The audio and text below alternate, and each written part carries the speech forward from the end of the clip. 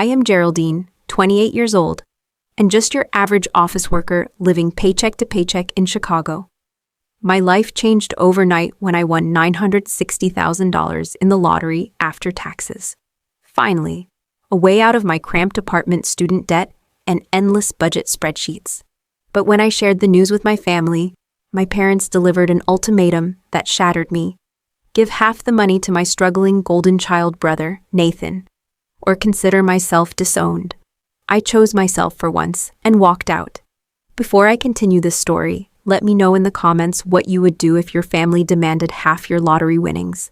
Make sure to like and subscribe if you want to hear more stories about standing up for yourself when family crosses the line.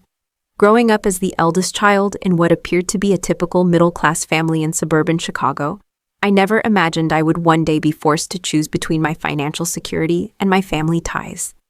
My childhood home was a spacious 4-bedroom house in a good school district, with a manicured lawn and a 2-car garage that housed my dad Jack's prize Chevrolet and my mom Diana's practical minivan.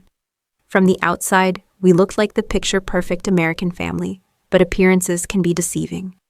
The first clear memory I have of understanding my place in the family hierarchy came when I was 6 years old. My parents had just brought home my baby brother Nathan. I was initially excited to be a big sister, proudly telling everyone at school about my new role. That excitement quickly faded during his first birthday celebration. My parents transformed our backyard into a mini carnival, complete with a bouncy castle, professional photographer, and custom cake that must have cost hundreds of dollars. Relatives I barely knew showed up bearing expensive gifts. The contrast to my own 6th birthday just months earlier was stark. A simple cake from the grocery store, a few friends over for pizza, and gifts that were practical rather than extravagant. Nathan is just a baby, Mom explained when I asked why his party was so much bigger. Babies need special attention. That explanation became a recurring theme throughout our childhood. When I turned 10, I asked for art lessons after discovering a talent for drawing. My request was met with, "Those are expensive, Geraldine, maybe next year." Yet when 8-year-old Nathan expressed interest in baseball that same summer, my parents immediately purchased top-of-the-line equipment and enrolled him in an elite travel team that required weekend trips across the state. The pattern continued into our teen years. When I earned straight A's and made the honor roll my freshman year of high school, my parents responded with a distracted, "That is nice, honey," before returning to their conversation about Nathan's science fair project. When Nathan brought home B's and C's, my parents praised his effort and rewarded him with a new gaming system. The disparities grew more significant as we approached driving age. When I turned 16, I had saved nearly $3,000 from babysitting and working weekends at the local grocery store. My parents contributed another $1,000 toward a used Honda with over $100,000 remains on the odometer. "This will teach you responsibility," my father said as he handed me the keys. 2 years later, when Nathan turned 16, my parents surprised him with a brand new Ford Mustang, complete with custom detailing and an expensive sound system. When I mentioned the obvious difference in treatment, my mother simply said, "Nathan needs a reliable car for all his activities." The fact that I had just as many extracurricular activities seemed irrelevant. The most painful disparity came when it was time for college. Despite maintaining a 3.9 GPA and scoring in the 95th percentile on my SATs, my parents informed me they could only contribute minimally to my education. "We have been saving, but with the economy and everything, there just is not much left," my father explained. I applied for every scholarship I could find and still had to take out $45,000 in student loans to attend a state university. Nathan, on the other hand, was sent to an exclusive private university with a price tag of $60,000 per year, all paid for by my parents. "Your brother has such potential," my mother gushed. "We could not possibly let finances stand in his way." The unspoken implication that I somehow had less potential stung more than any direct insult could have. Despite all this, my relationship with Nathan was not overtly hostile. We simply existed in different orbits, rarely connecting in any meaningful way. He was not malicious toward me, just accustomed to being the center of attention. Our conversations were superficial, limited to holiday gatherings and family dinners. I sometimes wondered if he even noticed the preferential treatment, or if it was so normalized that it seemed natural to him. I left home at 22 immediately after college graduation, determined to build a life independent of my family's influence. I found a tiny one-bedroom apartment in a less-than-ideal neighborhood and secured an entry-level position at an insurance company.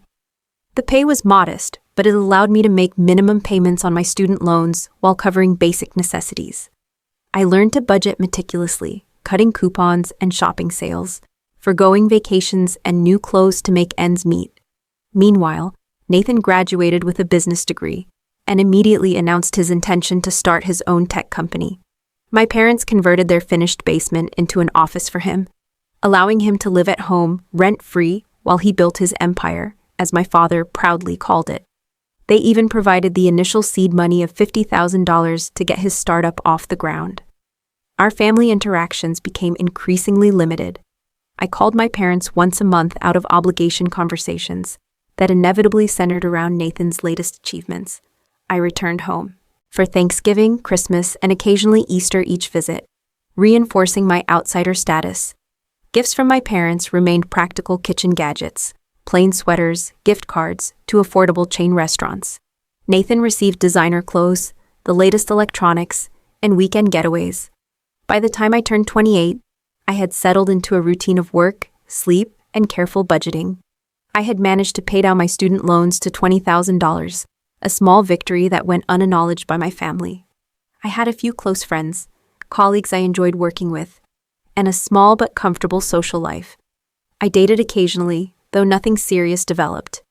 In quiet moments, I sometimes wondered if this would be my life forever, working a job that paid the bills but offered little fulfillment, watching from the sidelines as others pursued their dreams. Little did I know that fate was about to deal me an unexpected hand, one that would force me to confront the family dynamics I had spent years trying to escape. My daily life had become a predictable rhythm of alarm clocks, rush hour traffic, and fluorescent office lighting. I worked as a claims adjuster at Midwest Insurance Partners, a mid-sized company with decent benefits but limited advancement opportunities. To make extra money, I often volunteered for overtime shifts, reviewing claims late into the evening while my colleagues headed home to their families. Every Friday, as a small indulgence, I would stop at the corner convenience store near my apartment and purchase a lottery ticket. $10 a week was my only real splurge, a tiny investment in the possibility of a different future. I never expected to win anything significant. The lottery was less about realistic expectations and more about the brief moment of fantasy it provided, imagining what I would do if financial constraints suddenly vanished from my life. On a completely ordinary Tuesday evening in April, I was sitting cross-legged on my worn sofa, eating microwaved leftovers, and half watching a reality television show. During a commercial break, I remembered the lottery ticket in my purse from the previous Friday. The drawing had been the night before, but I had been too exhausted after a long Monday at work to check the numbers. I pulled up the lottery website on my phone and retrieved the crumpled ticket from my bag. With casual disinterest, I began comparing the numbers on my screen to those on my ticket. The first number matched, then the second.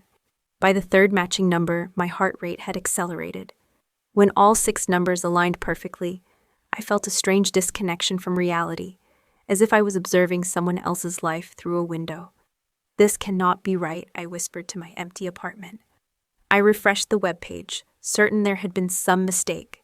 The numbers remained unchanged. I checked my ticket again, reading each digit aloud to ensure I was not transposing numbers in my excitement. After checking the numbers 15 times, I called the lottery customer service line with shaking hands.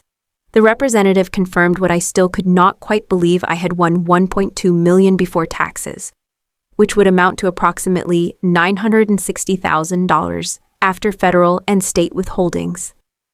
I hung up the phone and sat in complete silence for nearly an hour, trying to process the magnitude of what had just happened. My mind raced through possibilities: paying off my student loans, buying a comfortable home, investing for the future, perhaps even changing careers, or starting my own business. For the first time, I could make choices based on what I wanted, rather than what I could afford.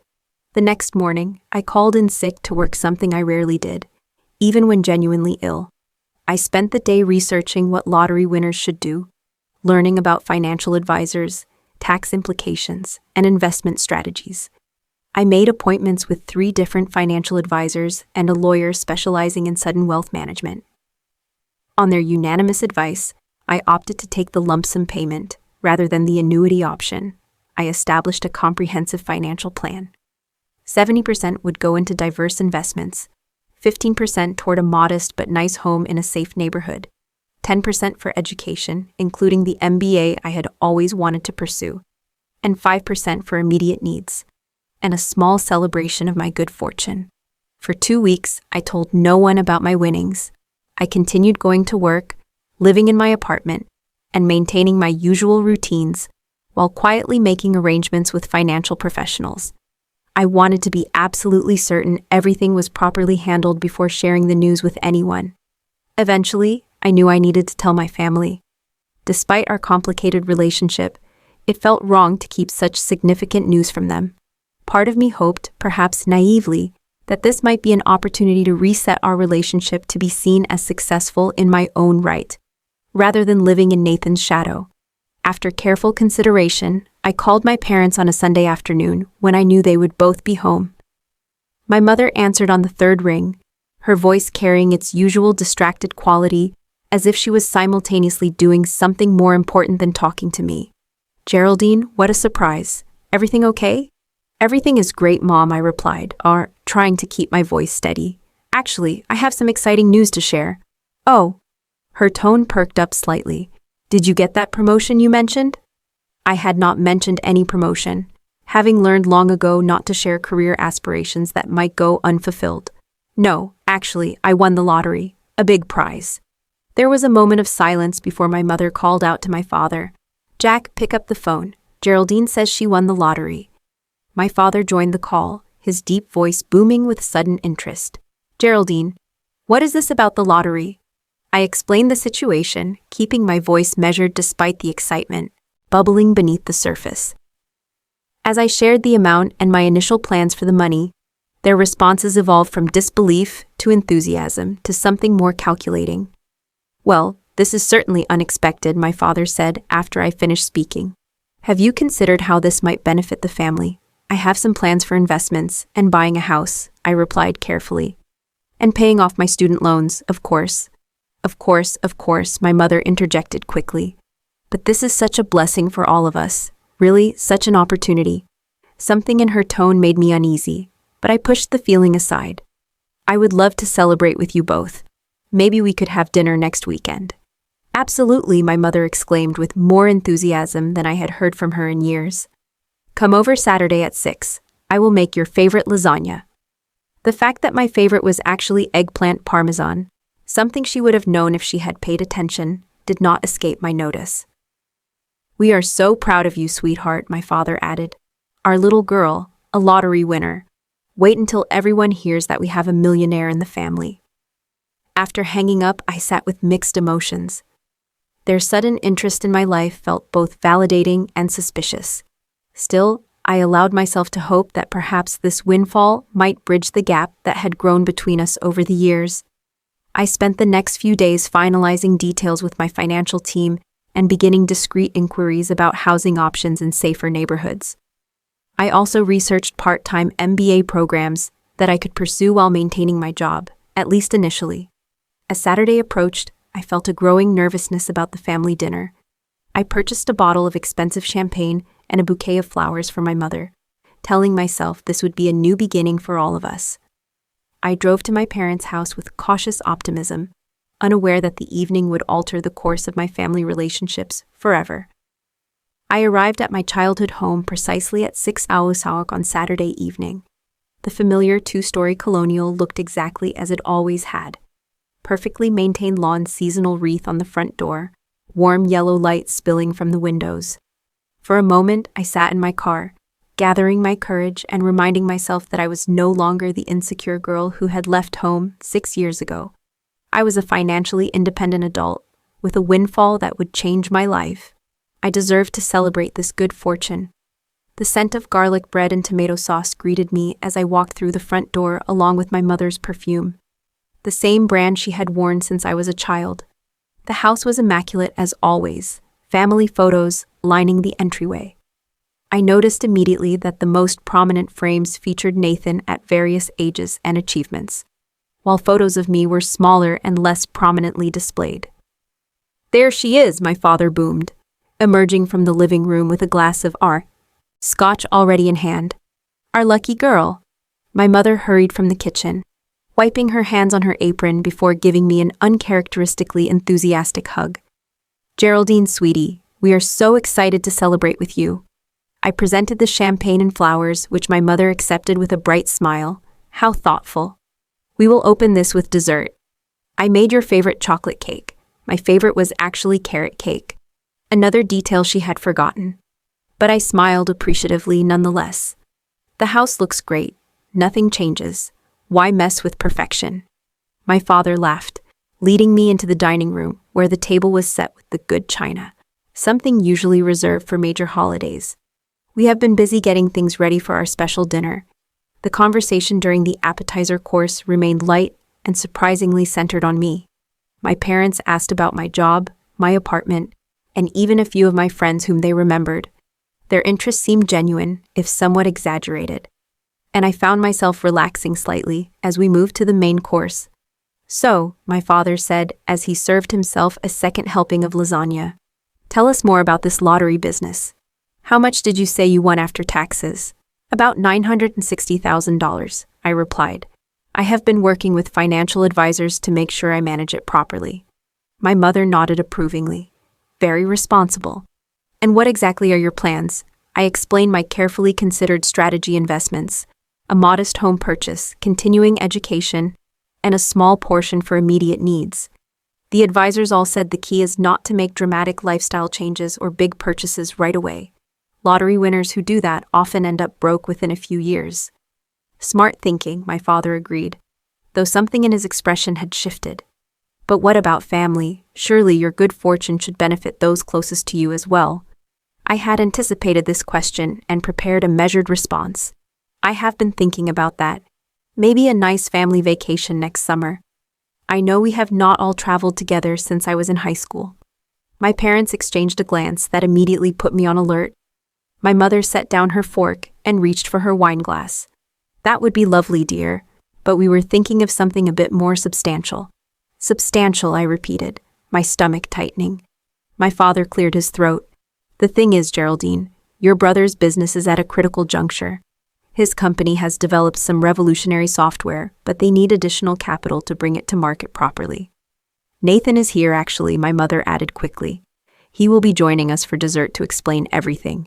He has been working all day at the office. Poor thing, such dedication." As if on cue, I heard the front door open and close, followed by familiar footsteps in the hallway. Nathan appeared in the dining room doorway, dressed in business casual attire, his expression a carefully constructed mask of fraternal affection. "Congratulations, sis," he said, approaching to give me a brief hug. "Quite the windfall you have got there." "Thank you," I replied cautiously. "I hear your business is at a critical stage." Nathan took a seat at the table, immediately accepting the plate of food my mother hurried to prepare for him. "We have developed a proprietary algorithm for predictive analytics in the healthcare sector. The potential is enormous, but we need another round of funding to scale properly and beat competitors to market. We have already invested quite heavily in Nathan's company," my father added proudly. "Your mother and I believe in his vision." Nathan nodded between bites. "Dad and Mom put in $50,000 initially and another $75,000 last year when we expanded the development team.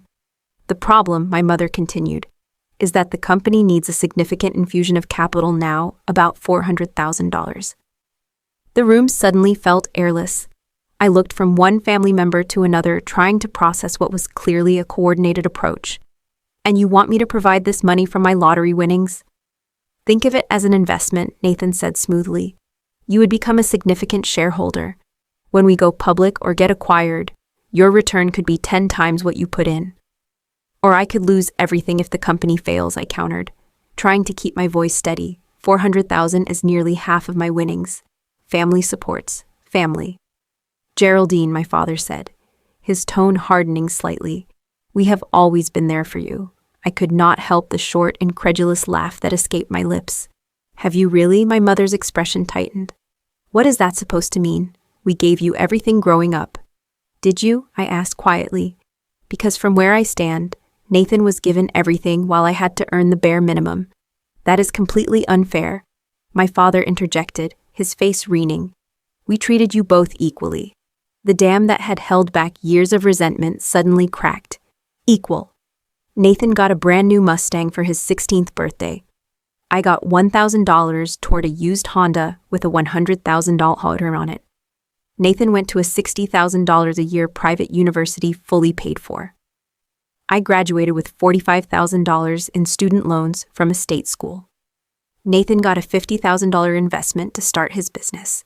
I got nothing but expectations to make it on my own. A tense silence fell over the table. Nathan stared at his plate, clearly uncomfortable. My mother's eyes had narrowed, and my father's jaw worked back and forth as he struggled to maintain his composure. We gave you what we could at the time, my mother finally said. Circumstances were different for each of you. The circumstances were that he was the favorite, and I was not, I replied, my voice surprisingly calm despite the emotions churning inside me. And now that I finally have something, you expect me to give half of it to him again. My father slammed his hand on the table, making the dishes jump. Now you, listen here, young lady. We are not asking you to give anything away. This is a legitimate business opportunity, and furthermore, we are your parents. We sacrificed for years to give you a good life. We put a roof over your head, food on the table, clothes on your back. The bare minimum required by law, I pointed out, while giving Nathan every advantage. This is not about Nathan versus you, my mother said, though her instinctive glance toward my brother betrayed her. This is about family supporting each other in times of need. And what about when I was in need, I asked. When I was drowning in student debt and living in a neighborhood where my car was broken into twice. When I was working overtime just to make minimum payments on loans for an education you could have helped with. Where was family support? Then Nathan finally spoke up. Look, Geraldine, if you are not comfortable with $400,000, maybe we could discuss a smaller amount. Even $100,000 would help us bridge to our next funding round. I took a deep breath. I might be willing to consider $50,000 as a one-time gift, not an investment. I do not want shares or promises of future returns. Just the ability to help if I can with no strings attached. My father's face darkened further. $50,000 after you just won nearly $1 million. That is insultingly small. It is 10 times what I have in my current emergency fund. I pointed out money I worked hard to save despite my financial constraints. My mother reached across the table to grasp my hand, her fingers cool and tense against my skin. Sweetheart, try to understand. Nathan's company is our retirement plan. We have invested most of our savings. If his business fails, we could lose everything. The pieces suddenly clicked into place. This was not just about Nathan's company. My parents had gambled their financial security on his success. They were not just asking for my help. They were desperate. That was your choice, I said gently, withdrawing my hand. Just like it is my choice how to use the money I won. My father stood abruptly, looming over the table. No, Geraldine, this is not a choice. This is an obligation. We are your family. $480,000, half of your winnings, goes to saving your brother's company and securing your parents' future. That is non-negotiable. I stared at him in disbelief. Non-negotiable. It is my money, and these are our terms, he continued, voice rising. Either you agree to transfer the money by the end of next week, or you are no longer welcome in this family. No holidays, no phone calls, no relationship of any kind. You decide what matters more, your bank account or your family. The room spun slightly as the ultimatum sank in. I looked at my mother, hoping to see some disagreement with this extreme position. But her expression remained resolute, though her eyes would not meet mine. Nathan looked genuinely uncomfortable, but said nothing to contradict our father. In that moment, with perfect clarity, I understood that nothing had changed since my childhood. I was still the outsider, still less valued, still expected to sacrifice while Nathan received. The only difference was that now I had the power to say no. I stood slowly gathering my purse and jacket. I have always been an afterthought in this family, the backup child, the one who was expected to achieve without support, to give without receiving. I foolishly thought winning the lottery might change how you see me, might make you proud or happy for me without immediately calculating what you could get out of it. I was wrong. Geraldine, do not be dramatic, my mother started. I am not being dramatic. I am finally being honest, I interrupted. All my life, I have been the outsider in my own family. Today, I am choosing myself. I walked toward the door, turning back one last time. You have made your choice, and now I am making mine. The drive home from my parents' house that night remains a blur in my memory. Tears streamed down my face as I navigated the familiar streets, my hands shaking so badly. I had to pull over twice to compose myself. The finality of what had just happened crashed over me in waves. Had I really just been downed over money?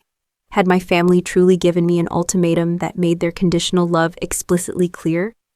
My apartment, which had always felt like a temporary stop on the way to something better, now seemed like a lonely island.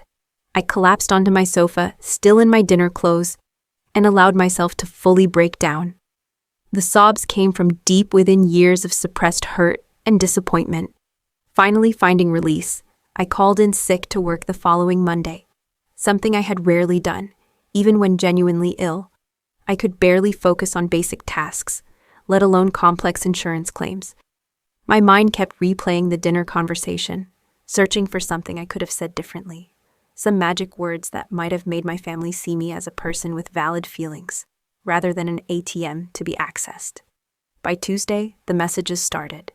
First came texts from my mother, alternating between guilt trips. I cried all night thinking about how you have abandoned us and anger after everything we have done for you. This is how you repay us. My father's messages were shorter and more direct. You are making a grave mistake, and family should come before money, Geraldine.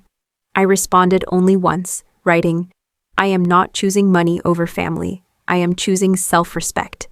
Please respect my decision. Then I muted their conversation threads, unable to bear the constant notifications. By the end of the week, other relatives began to call. My Aunt Vivian, my mother's sister, left a voicemail dripping with false concern. Geraldine, sweetie, we are all so worried about this situation. Your parents are devastated. Surely there is a compromise to be found. Nathan has always looked up to you. You know that last statement was so blatantly false. It would have been laughable if the situation were not so painful. Nathan had barely acknowledged my existence growing up, except when forced to interact at family gatherings. My Uncle Robert called next, his approach more direct. Your father tells me you have come into some money and are refusing to help the family. That does not sound like the Geraldine I know. Your brother has a real opportunity here, and family supports family. It became clear that my parents were spinning a narrative throughout the extended family. Ungrateful Geraldine had received a windfall and selfishly refused to help her struggling brother and parents. No mention of the ultimatum, the demand for half my winnings, or the years of preferential treatment Nathan had received. The following Sunday, I woke to 17 missed calls from various family members and a group text from my cousins, expressing their disappointment in my choices. The pressure was mounting, and I felt my resolve beginning to waver. Maybe I was being selfish. Maybe $480,000 was a reasonable request from family. In a moment of weakness, I actually went so far as to log into my bank account, finger hovering over the transfer button. The thought of being welcomed back into the family fold was tempting, even if it came at such a steep price. Before I could complete the transaction, my phone rang. It was Linda, a colleague from work who had become something of a mentor to me over the past 2 years. I had confided in her about the lottery win and the subsequent family drama. How are you holding up? She asked without preamble. Not great, I admitted. I am actually considering just giving them the money to end this nightmare. Linda's response was immediate and firm. Geraldine, listen to me. What your family is doing is emotional blackmail, pure and simple. If you give in now, you are setting a precedent that will follow you for the rest of your life. Every major decision, every financial windfall, they will expect control. Is that what you want? Her words cut through the fog of guilt and self-doubt. No, I whispered. But I do not want to lose my family either.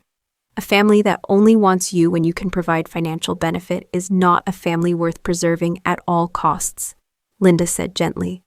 I know that sounds harsh, but as someone who has watched you work harder than anyone else in the office while dealing with constant financial stress, I cannot stand by and watch you give away your chance at security and independence.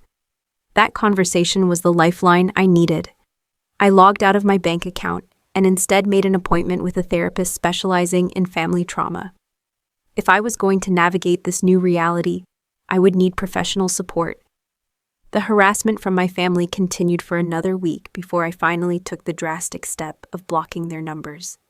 The constant barrage of guilt, anger, and manipulation was taking a toll on my mental health, affecting my sleep, appetite, and work performance. I could not heal while remaining connected to the source of my pain. Those first few weeks of separation were excruciating. I would find myself crying in the shower, in my car, during lunch breaks, or while doing simple tasks like grocery shopping. Certain songs on the radio or television shows would trigger memories of happier family times, causing a fresh wave of grief. Despite the years of unequal treatment, these were still the people who had raised me, who featured in my earliest memories, whose approval I had sought for decades. My therapist, Dr. Carolyn, helped me understand that I was mourning not just the loss of my current family relationships, but also the ideal family I had always wished for, but never truly had. "You are grieving the parents you deserved, but did not get," she explained during one particularly difficult session.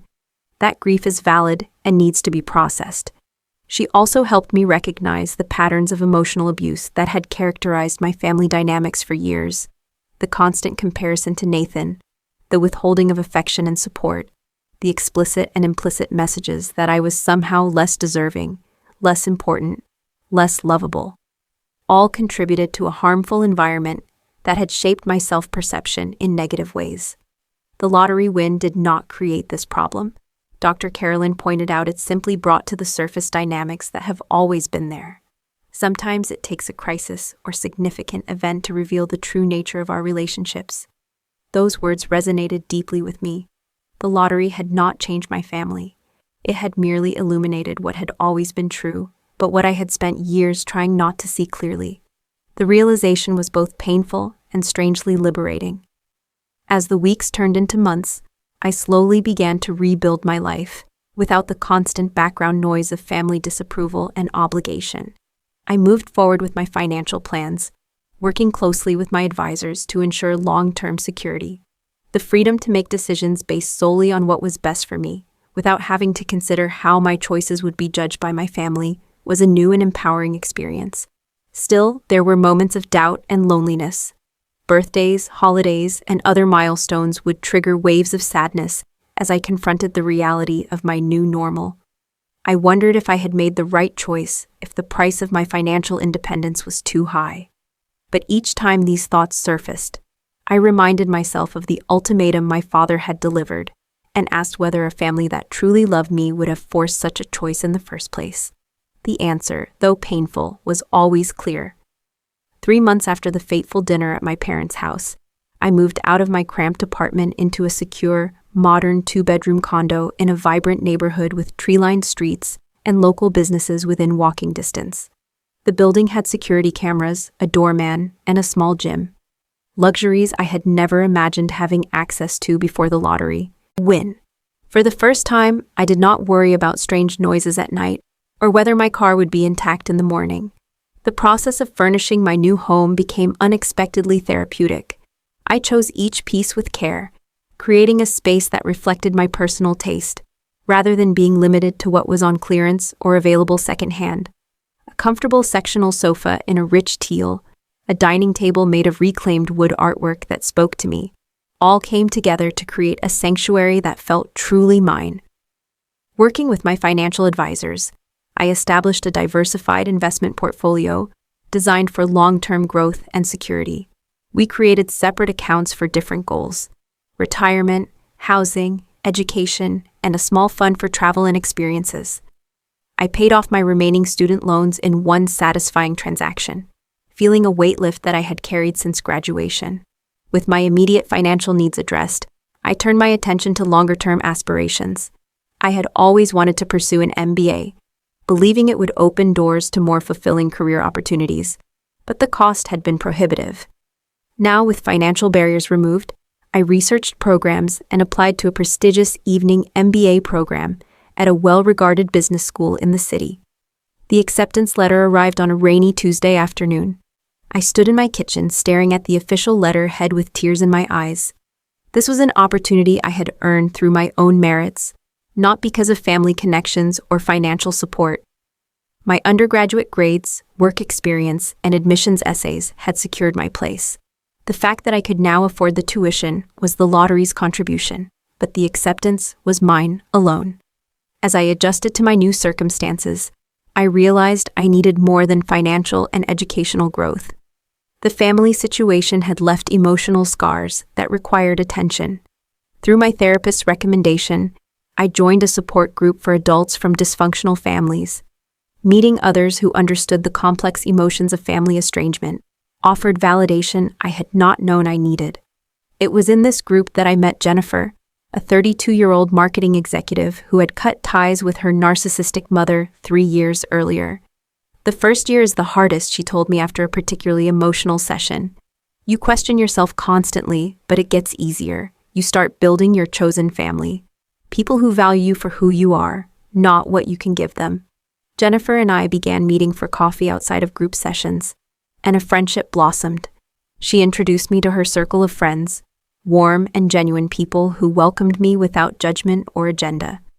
For the first time, I experienced relationships based on mutual respect and affection rather than obligation or comparison. My therapy sessions continued weekly, providing a safe space to process my grief and anger.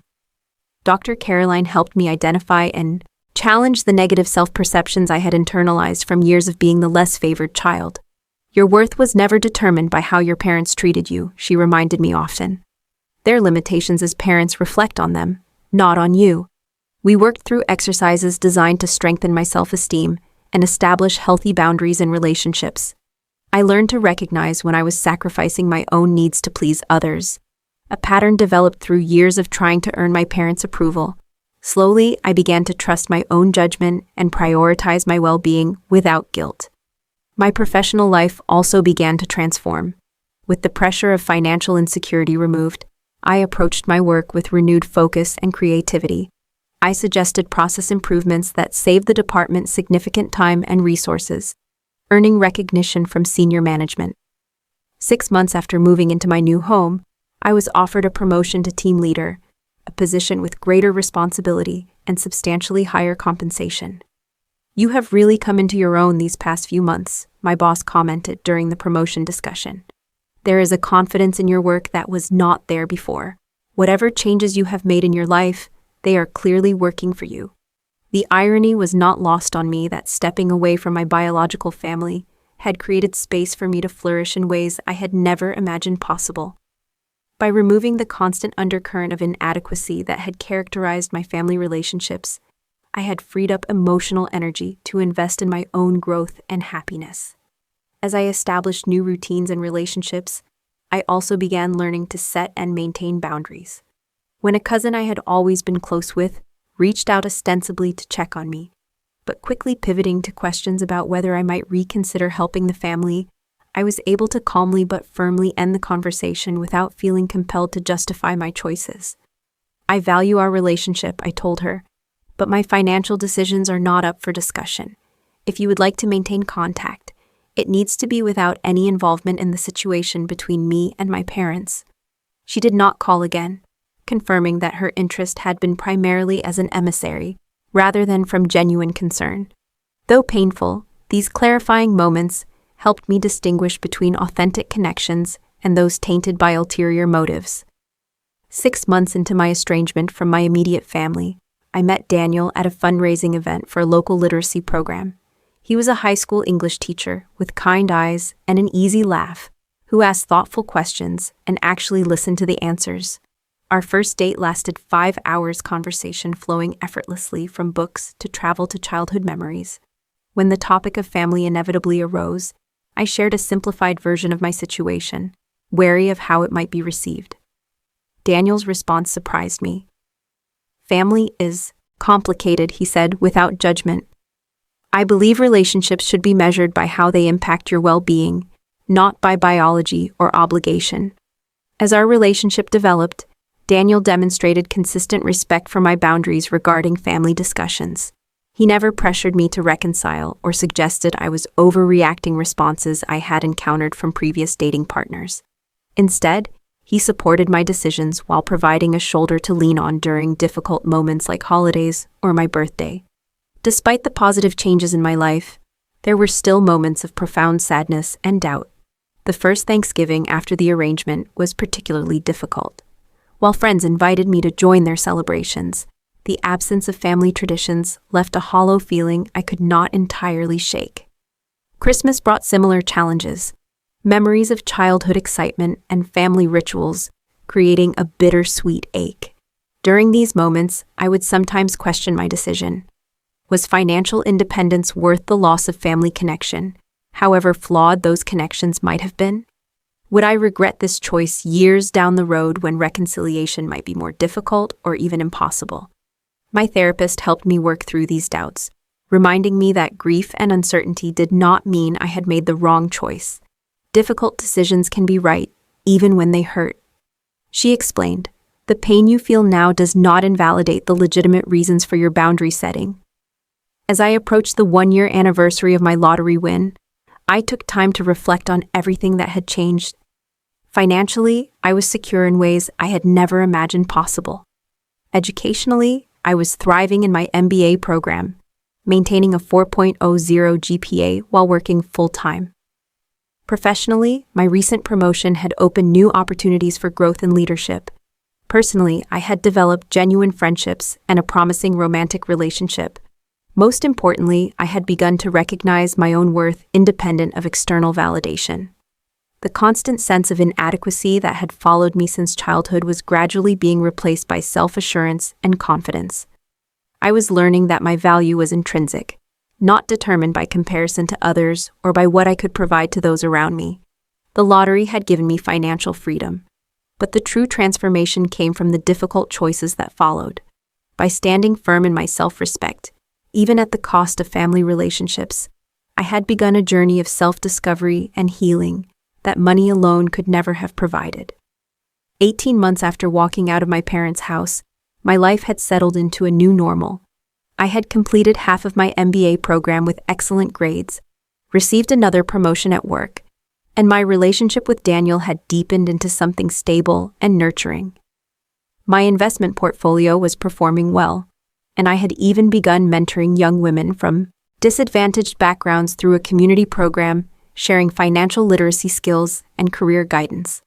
The wounds from my family estrangement had not completely healed, but they had scarred over enough that I could go weeks without the sharp pain of loss.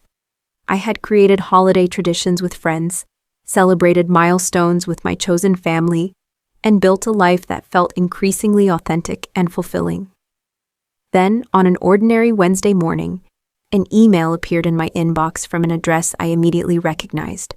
My mother, who had not attempted contact in nearly 6 months, had written a message with the subject line, "When you are ready to talk." My heart raced as I stared at the unread email. Part of me wanted to delete it immediately to protect the peace I had worked so hard to establish. Another part, the daughter who still longed for parental love despite everything, needed to know what it contained. After several deep breaths and a quick text to my therapist requesting an emergency session that evening, I clicked open the email. "Geraldine," it began without the usual, "Dear prefix, I hope this message finds you well. Much has changed since we last spoke, and I believe it is time we had a conversation. Nathan's company has closed, and your father and I are facing financial difficulties we did not anticipate. This is not an attempt to ask for money. I want to be clear about that. Rather, it is an acknowledgement that perhaps we have made mistakes that cannot be undone, but might be understood better through dialogue. If you are willing, we would appreciate the opportunity to meet in person. We will respect whatever boundaries you need to feel comfortable." Mom, the email was notably different from previous communications. There was no guilt tripping, no accusations, no demands. The tone was subdued, almost humble, which was so unlike my mother that I read it multiple times, trying to detect the manipulation I had come to expect. That evening, my therapist and I discussed the email at length. "What do you want from this potential meeting?" Dr. Caroline asked. setting aside what they might want or expect, what outcome would feel positive for you? It was a clarifying question. After careful consideration, I realized I wanted 3 things: acknowledgement of the unfair treatment throughout my life, a genuine apology, and respect for my boundaries moving forward. I did not expect all 3, but identifying my desires helped me approach the situation with clearer expectations. Meeting them does not obligate you to anything, Dr. Caroline reminded me. You can leave at any point if it becomes unhealthy, and you can set the terms, including location and duration. After several days of reflection, I replied to my mother's email suggesting we meet at a neutral location, a coffee shop downtown that offered enough privacy for conversation while remaining a public space. I specified a time limit of 1 hour and stated that I would be coming alone. I am ma'artotas, willing to listen, I wrote, but I need to be clear that this meeting does not automatically change our current situation. I am still processing everything that happened. My mother responded within hours, accepting all my conditions without protest. Another surprising departure from her usual approach. We arranged to meet the following Saturday afternoon. When the day arrived, I dressed carefully in an outfit that made me feel confident and composed, a well-tailored blazer over a simple blouse, comfortable yet professional. Daniel offered to wait nearby in case I needed support, but I decided this was something I needed to face alone. I arrived at the coffee shop 15 minutes early to select a table in a quiet corner and center myself. When my parents walked in precisely at the agreed time, the sight of them was shocking. In just 18 months, they seemed to have aged years. My father's confident posture had diminished, his shoulders slightly stooped. My mother's hair showed more gray than I remembered, and fine lines had deepened around her eyes and mouth. They were both dressed well, but not expensively, another deviation from their usual presentation. "Geraldine," my mother said softly as they approached the table, "thank you for agreeing to meet." "You look well," my father added, his usual booming voice subdued. I gestured to the chairs across from me. "Please sit down. Would you like coffee?" I was about to order. The initial small talk was awkward but civil as we navigated the strange terrain of conversation after such a significant rupture. They asked about my health, my work, my new home, careful questions that required no deep revelation. I provided basic answers, maintaining emotional distance while assessing their demeanor. Once we had our beverages, my father cleared his throat. "I suppose we should address the elephant in the room. Nathan's company failed completely about 6 months ago. The technology was promising, but the market shifted and competitors with more resources moved faster. We lost everything we invested, including a second mortgage on the house. We are not here to ask you for money," my mother interjected quickly, perhaps seeing something in my expression. "That is not why we wanted to talk to you." "Then why did you?" I asked directly. It has been 18 months of silence, apart from the initial attempts to change my mind. My father looked down at his coffee cup. "Because we were wrong," he said, the words clearly difficult for him. "Not just about the money, though, that too, but about everything." I waited, not willing to fill the silence or make this easier for them. After a moment, my mother continued. "When you left that night, we were angry and hurt. We told ourselves you were being selfish and ungrateful. But as time passed and we really thought about what you said about how we had treated you compared to Nathan, we started to see things differently. It was easier to blame you than look at ourselves," my father admitted. "But losing everything forced us to confront some hard truths. We favored Nathan. We made excuses for him. We expected you to make your own way while giving him every advantage." My mother's eyes had filled with tears. "I keep thinking about specific moments. Your 16th birthday when you were so grateful for that small contribution toward a used car, never complaining that Nathan later got a new one, or when you graduated with honors and we barely acknowledged it, because we were focused on Nathan's baseball tournament. These specific memories accurately recalled caught me off guard. I had expected generalities, not evidence that they had actually reflected on concrete instances of unequal treatment. "Where is Nathan now?" I asked, realizing he was conspicuously absent from this reconciliation attempt. "He will be joining us shortly," my father said. "He wanted to give us time to talk first. He is different now." The failure of his business hit him hard, but in some ways it was the best thing that could have happened to him. As if on cue, the coffee shop door opened and Nathan walked in. Like our parents, he looked changed. Gone was the confident swagger, the expensive clothes, the air of entitlement. He spotted us and approached cautiously, carrying himself with a humility I had never seen in him before. "Geraldine," he said with a slight nod. "Thank you for agreeing to see us." I gestured to the empty chair. "You wanted to be part of this conversation." "I needed to be," he corrected, sitting down. "I owe you an apology more than anyone." The Nathan I remembered would never have admitted owing anyone anything, least of all an apology. Intrigued despite my weariness, I asked, "For what specifically?" He met my gaze directly, for never acknowledging the advantages I had, for taking it for granted that I deserved more support, more opportunities, more of everything than you did. For standing by silently that night when Dad gave you that ultimatum even though I knew it was wrong. I had prepared myself for manipulation, for subtle attempts to circumvent my boundaries. But the straightforward acknowledgement of specific wrongs caught me off guard.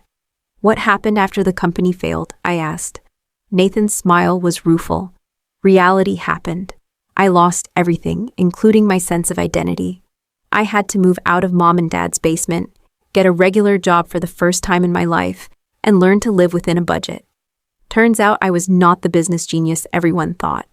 Just a privileged kid who had never faced real consequences for failure."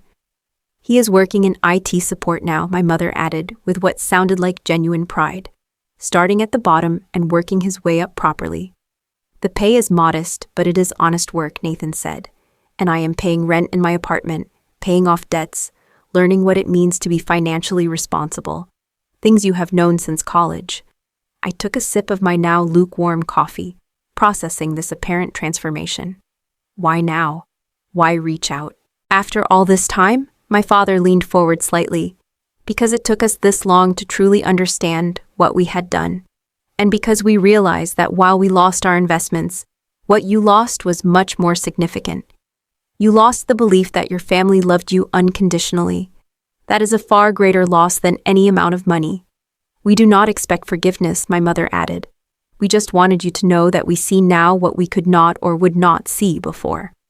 I studied each of their faces, looking for signs of insincerity or manipulation. What I saw instead was something I had rarely witnessed from my family: genuine remorse. "I cannot pretend the past did not happen," I said carefully. "The patterns were too consistent, too damaging for too long." "We are not asking you to," my father replied. "We just hope that perhaps with time and better boundaries, we might find a way to have some kind of relationship again. On your terms, not ours." Nathan cleared his throat. "I know I have no right to ask anything of you, but if there is any possibility of starting over as adults, as equals this time, I would like that opportunity." I thought of all the work I had done in therapy, all the progress I had made in building a life centered on self-respect and healthy relationships. Reconciliation had never been my goal yet. Here it was unexpectedly possible. "I cannot make any promises," I said finally, "but I am willing to consider small steps, very small steps with clear boundaries." Relief washed over their faces, tempered with appropriate caution. They understood this was not forgiveness or an erasing of the past, merely an opening of a door that had seemed permanently closed. "There is one thing I can offer," I said after a moment of reflection. "Not money," I clarified quickly. "But Nathan, if you are serious about rebuilding your career from the ground up, I could put in a word at my company. We have entry-level positions in the IT department that might match your skills. You would have to interview and prove yourself like anyone else, but I could at least get your resume to the right person." Nathan's eyes widened slightly. "That would be more than generous. Thank you for even considering it." As our meeting drew to a close, my mother reached across the table, her hand stopping short of touching mine. "We are proud of you, Geraldine, not because of the lottery, but because of who you are. I wish we had told you that more often when it mattered most." For the first time in our conversation, tears pricked at my eyes. These were the words I had longed to hear throughout my childhood and young adulthood. The validation I had sought through achievement after achievement. They came far too late to heal those old wounds completely, but their belated arrivals still held meaning. "Thank you for saying that," I replied softly. "It matters even now." We parted with tentative plans to meet again in a month, no commitments beyond that single future conversation. As I watched them walk away, I felt neither the triumph of vindication nor the warmth of reconciliation, but something more complex, the cautious hope that perhaps with time and continued effort on all sides, some new form of family relationship might be possible, one built on mutual respect rather than obligation or comparison. A year has passed since that pivotal coffee shop meeting with my family, and the landscape of my life has continued to evolve in ways I never could have predicted.